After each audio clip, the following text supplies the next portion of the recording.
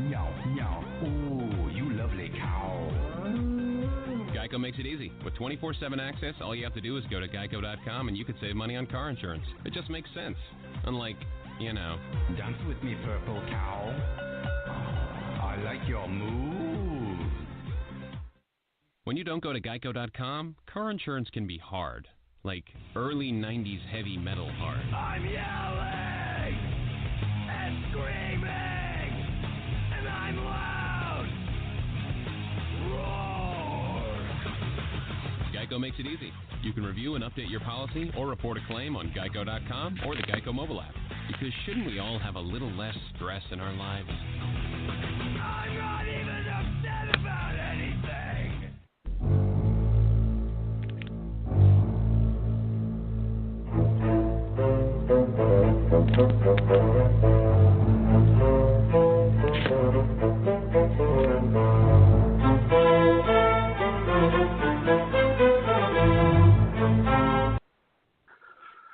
All right, welcome back to the Balance. My name is Tom Marquis, Presidente. Thank you to Matthew Embry. First hour joined us talking some March Madness, and you guys listened to my rant for the last 30 minutes about looking for my madness. Maybe Ed Kratz, beat writer for the Philadelphia Eagles, official NFL contributor, can bring me my madness this year. Ed, how are you, sir? Hey, I'm good, Tom. How you doing? Good. Enjoying these basketball games? I tell you what, that's what I went on a rant about the last half hour. It's like we want March Madness because we want the madness. There's nothing exciting happening. It's like going to a steakhouse, ordering a nice steak, and it's just it's okay. I feel like I'm sitting there waiting for my table, waiting for something to happen with that little red disc vibrating, and I get to my table, order my steak, and it's just so. Look forward to some really madness this year. It didn't happen.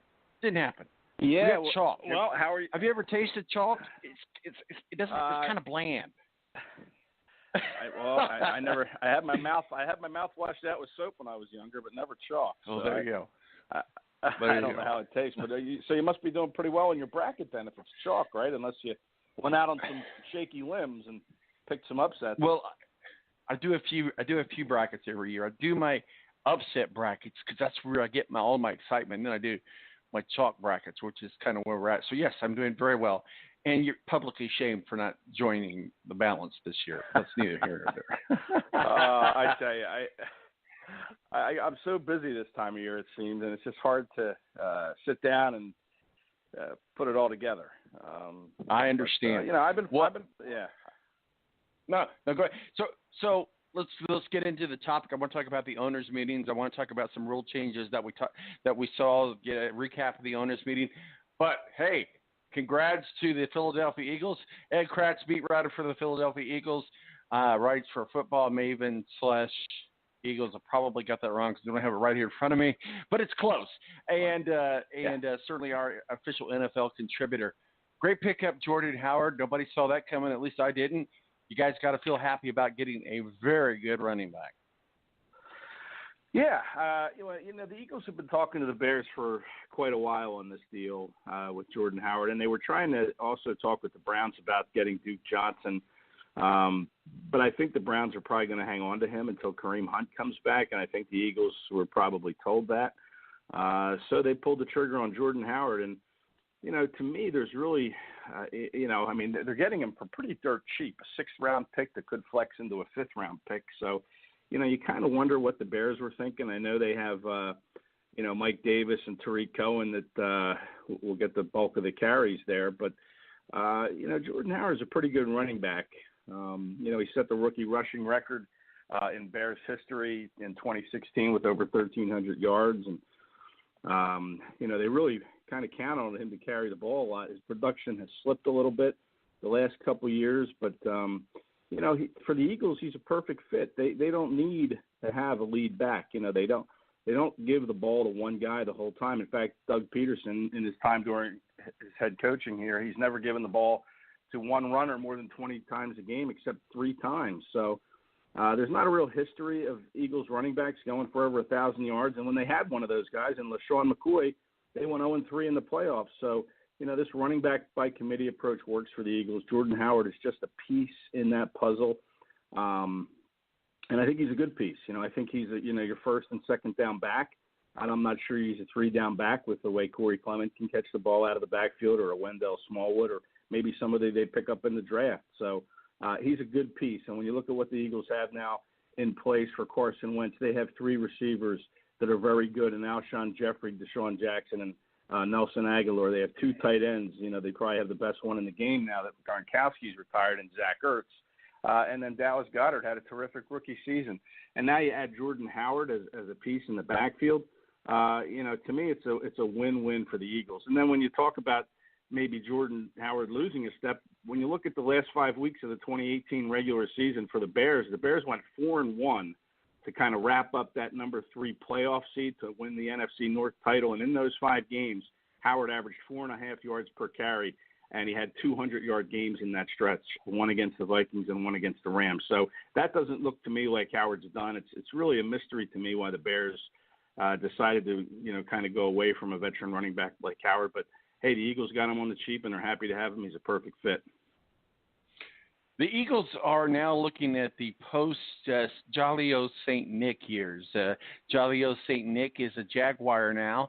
Going to be kind of weird seeing him in the Jaguar uniform and in the AFC South playing against my Colts. What is the plan? You can't replace Nick Foles. You just can't. He's probably one of the best backup quarterbacks that won a starting job in the NFL. Certainly won you a Super Bowl, NFL Super Bowl MVP. How does the Eagles go on? Let's face it. I know we want to live in this world of puppy dogs and butterflies. The Carson Wentz is never going to get hurt again, but we know Carson Wentz is prone to injury. Somebody has to step up. Who is that guy that you guys are confident is going to take the place of Jolly St. Nick?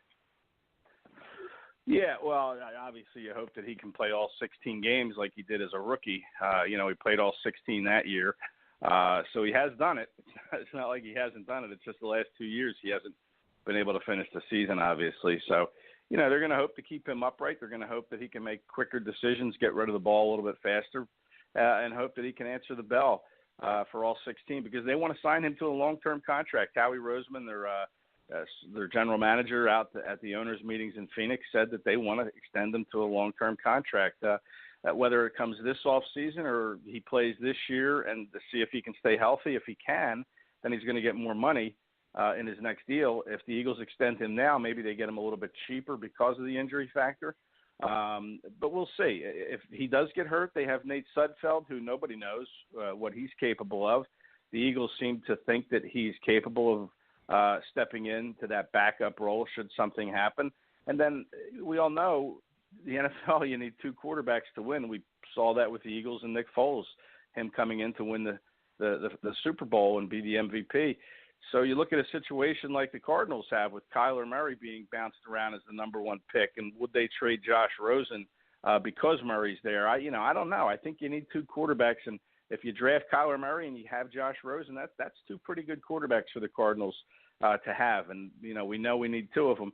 As far as the Eagles go, there's really nobody out on the free agent market that excites me anyway that's left. So I expect the Eagles to probably draft a developmental type quarterback maybe on the 3rd day of the draft, or even bringing maybe somebody in as an undrafted free agent. Some names like Kyle Shermer, who played at Vanderbilt, has a history in Philadelphia, went to LaSalle High School College here in Philadelphia when his father was the offensive coordinator. Pat Shermer, now the head coach of the Giants. He was a ball boy for training camp when Chip Kelly and Pat Shermer were in town. So he's a possibility. Maybe Trace McSorley. I'm not sure he's going to get drafted. Maybe you take a flyer on him, and then you develop him. But you have to make sure you're comfortable with Nate Sudfeld, and the Eagles seem to feel like they're very comfortable with Nate Sudfeld should something happen to Wentz. Well, I hope so. But Nate Sudfeld doesn't have a proven track record yet, so we'll see what happens. No. Before we get into some of these other things, you mentioned Josh Rosen. I mean, are the Cardinals, should they hang on to Josh Rosen? Because they want to bring in Kyler Murray and make him the guy. And so that pushes Josh Rosen to second place. One, if I'm Josh Rosen, I think, hey, I deserve a shot as a starting quarterback. And 2, are the Cardinals going to say, hey, let's do some negotiating here? Is it in both of their best interests that he gets traded? Well, I mean, look, Josh Rosen's a young kid, 1 year in the league. I'm not sure he's ready to dictate any terms of his. I mean, I think if you're the Cardinals and you take Murray, you couch it and say, look, this is going to be an open competition, and we legitimately mean it. Let's see who the better quarterback is. Whoever is the best quarterback starts. But we already know who that is. Murray. We already know who that is. Yeah, right. Kyler Murray, presumably. Yeah, I mean, you would think that it would be Kyler Murray. So, look, Josh Rosen, he's had 1 year in the league, a very down year at that, not very good. Lots of interceptions, low completion percentage. So, hey, you know, you're Josh Rosen. You have to put on a happy face, and you have to go out there every day and continue to get better, knowing that something could happen, and you're just a play away from possibly getting your next shot. You know, you can try and dictate a trade all you want, and the Cardinals might want to do that, but I certainly wouldn't give him away for a third-round pick or even a second-round pick. You know, a lot of people have tied him with the Giants. You know, if I'm going to trade Josh Rosen, I'm coming out and I'm asking for the Giants' 17th pick overall. That's it. You don't give me that, we'll hang on to him, and you know, we'll create a competition in our quarterback room. I wouldn't give him away. I certainly wouldn't do that. Josh Rosen is in no position to say, hey, I want this or I want to be traded. You know, he doesn't have that kind of cachet in the NFL yet. If he wants to sit out, fine, go sit out. But we're not going to trade you until we get what we feel is fair value. They spent, what was it, a 10th round pick on him last year? You're not going to give him away for a third. I would not do that, even if I draft Kyler Murray. But, you know, they're the Cardinals for a reason, and they haven't won anything because they are the Cardinals. So who knows what they're thinking in Arizona. And I like the theory of, hey, let's create a competition.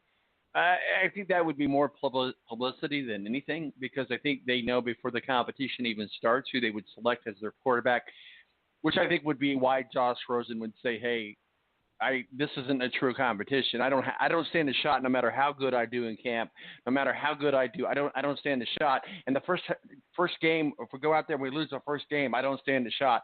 There's no real competition there, no matter how they try to dress it up. It's still putting lipstick on a pig, if you ask me. But anyway, it is what it is. But, hey, let's talk a little bit about, speaking of Arizona, the owners' meetings. One of the big takeaways was the fact that they decided that the challenges and replays, that we can start challenging some calls. Walk us through the new rule. Obviously, if you're a Saints fan, you got to feel somewhat of redemption that this happened, and we were going to get here sooner or later. So now we're here with the new rule change. Talk with us about the rule change, the challenges, what was and what is now what wasn't acceptable and what is now acceptable. And obviously, again, Saints fans gotta like this. Yeah, to me, I'm all for getting a call right. But there's a lot of subjectivity that goes into these calls, and you could probably call a penalty on just about every single play in the NFL. I mean, what about holding? Why don't we get to the point where we're going to call, review holding or non-holding calls along the offensive and defensive lines? To me, I just think, it's going a little overboard to me. I think it's a can of worms to have to replay pass interference. I guess it's part of the challenge system now. The teams still get those 2 challenges per half, and then you can, if you get one right, you get an extra one. But, I just don't think that to stop the game for what could be pass interference or not, to me, I just think is a can of worms. And I don't really like it. I mean, we'll see how it plays out. We'll see if it doesn't. I don't want games to slow down, and I don't want them to take 5 minutes to review, all these plays during the course of a game. But if it gets it right and doesn't delay things further, then maybe it's the right move. I mean, we're going to see how it is. But, right now, 2 weeks or so after that rule is passed or a week after it's passed, I'm not sure it is the right move. I think it's kind of a can of worms. And just because I do think that some of these PI calls could go either way, and some of them are going to take a while, I think, to determine if it was PI or not. I looked at some of the highlights of some of these PI plays that weren't called last year, very borderline, holding down of the arm for, a fraction of a second. I mean, is that going to be called a PI? I mean, I just think that, there has to be a level of consistency when you make these calls, and I think that it could become a little bit scrambled. Okay, one week it isn't PI. The next week a similar play is PI. I just don't think that it's